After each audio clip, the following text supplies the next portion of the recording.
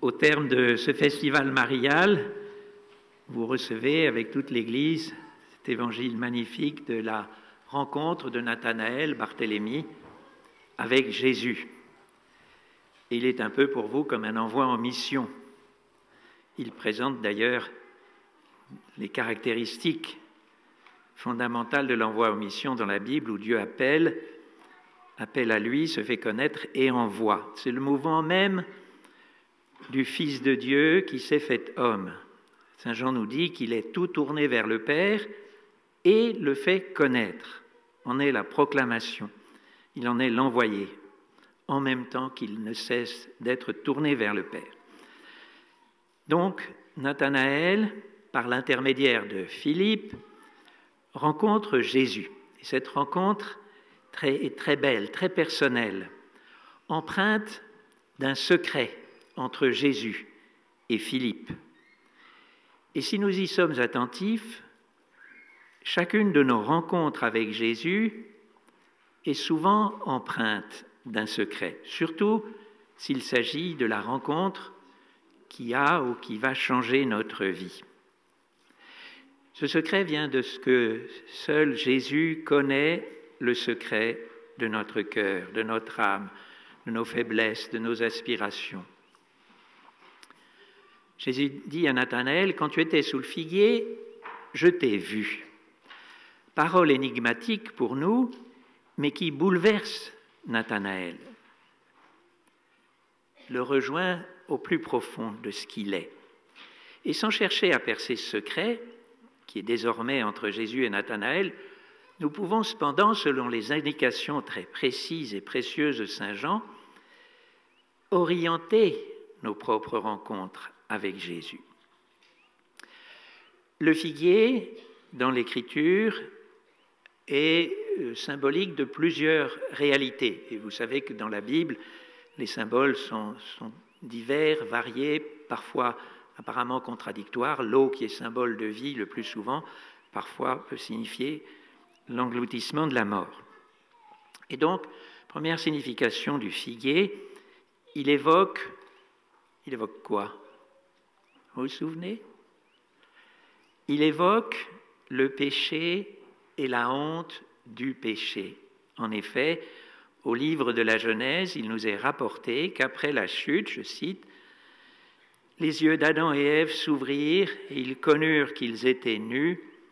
Ils cousirent des feuilles de figuier et se firent des pagnes. » J'écarte cette interprétation éventuelle, quand tu étais sous le figuier, c'est-à-dire je t'ai vu quand tu étais en train de commettre le péché, même si dans ce contexte, le péché qu'évoque Jésus, c'est surtout pour rappeler le salut, le pardon, la rédemption, comme dans l'épisode du figuier desséché.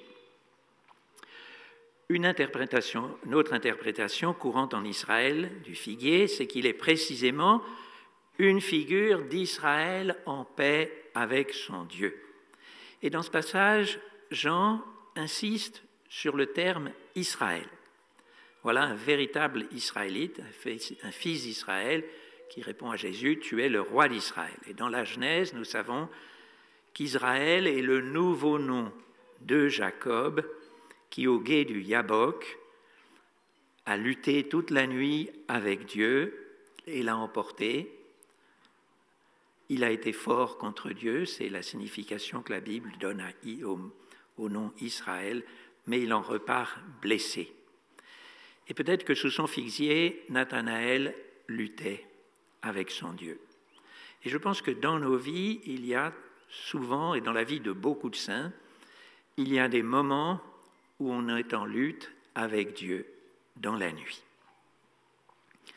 Enfin, dernière interprétation possible que je préfère et que je vous développe un petit peu. À l'époque de Jésus, sous le figuier, c'était pour les rabbins le lieu où ils enseignaient, commentaient la Torah, la Bible, la parole de Dieu. Et peut-être que Nathanaël était, comme jeune rabbi, était sous son figuier à enseigner. Et savez-vous ce qu'enseignaient les rabbis à l'époque, surtout les rabbis pieux? celui dont il est écrit dans la loi de Moïse et chez les prophètes, c'est-à-dire le Messie. Nathanaël avait une soif ardente de connaître le Messie. Et c'est par là que Philippe l'interpelle. En Saint Luc, d'ailleurs, nous trouvons celui dont parle la loi de Moïse et les prophètes, c'est le Messie, souffrant et ressuscité. Quand tu étais sous le figuier, je t'ai vu. Nathanaël est transpercé par cette parole. Ce Jésus auquel l'amène Philippe le connaît déjà. Il le connaît, Jésus le connaît au plus intime de ses préoccupations, de son cœur, de ses attentes, de son amour, de son désir de voir le Messie. Comment ne pas être bouleversé par cela? Jésus lui dit, « Je t'ai vu ». Et pour Dieu, voir, c'est aimer. Dieu vit que cela était bon. Comme Dieu, pour Jésus, à l'image de Dieu et en tant que Dieu, voir, c'est aimer.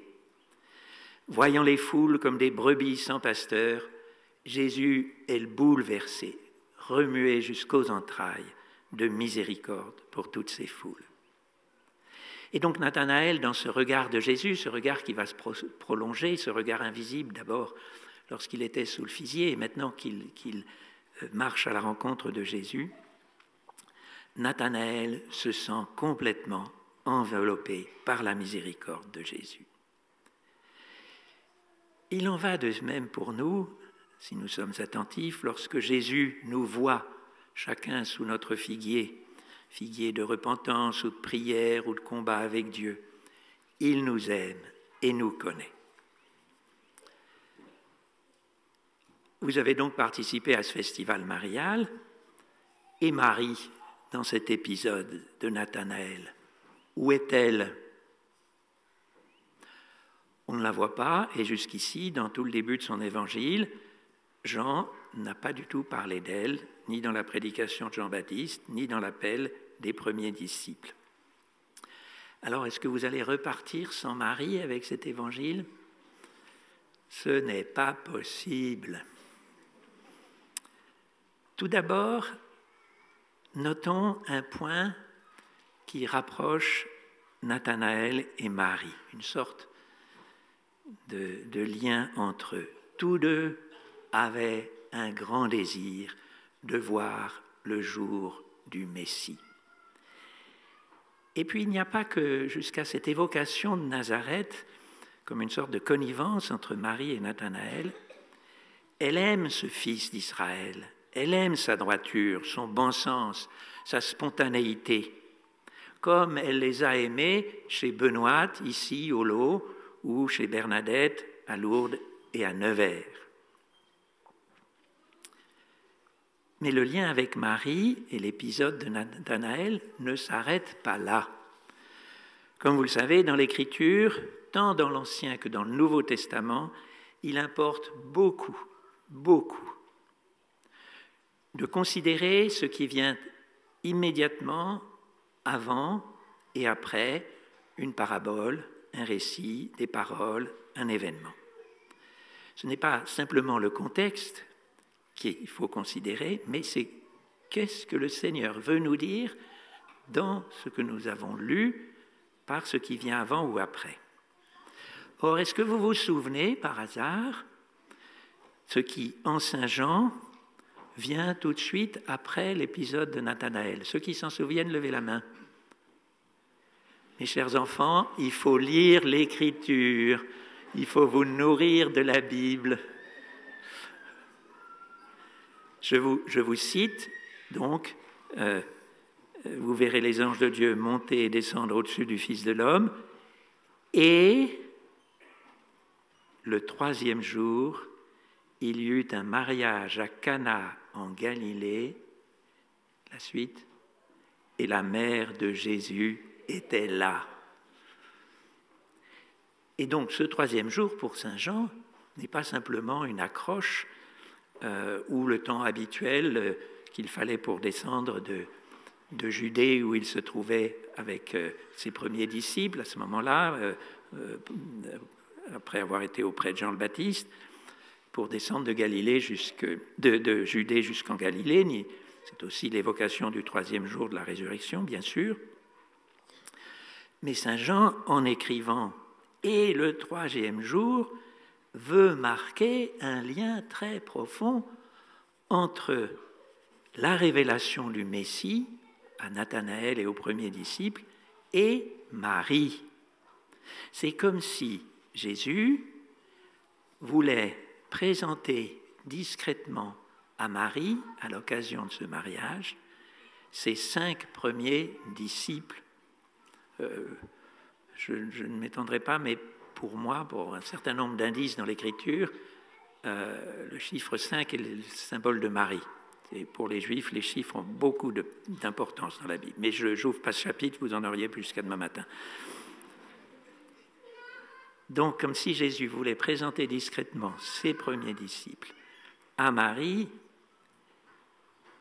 et leur faire connaître sa mère en sa mission propre, qu'il se laisse éduquer déjà par elle. Lorsqu'elle dit aux servants, mais ils ont dû l'entendre, « Faites tout ce qu'il vous dira ». Marie, évoquant par là, bien sûr, la parole du grand ancêtre Joseph, fils de Jacob Israël, et nous savons que de Nazareth est sorti Jésus, fils de Joseph. Faites tout ce qu'il vous dira. C'est un peu comme la voix du Père à la transfiguration qui dit aux disciples privilégiés à propos de Jésus, écoutez-le. Marie, avec le Père, ne cesse de nous dire d'écouter Jésus, de faire ce qu'il nous dit. Et donc Nathanaël, par la grâce du Père, a reconnu en Jésus le Messie d'Israël. Mais il doit encore, sous l'inspiration de Marie, se laisser éduquer par Jésus pour voir la gloire du Fils de l'homme, cette gloire que Jésus révèle par le grand signe, le grand miracle de l'eau changée en vin. Nathanaël a besoin de grandir dans sa foi en Jésus et croire plus profondément et toujours davantage en lui. Et donc je crois que dans un échange fréquent, Jésus ne cesse de nous conduire à Marie. Cette partie-là, on l'oublie un peu.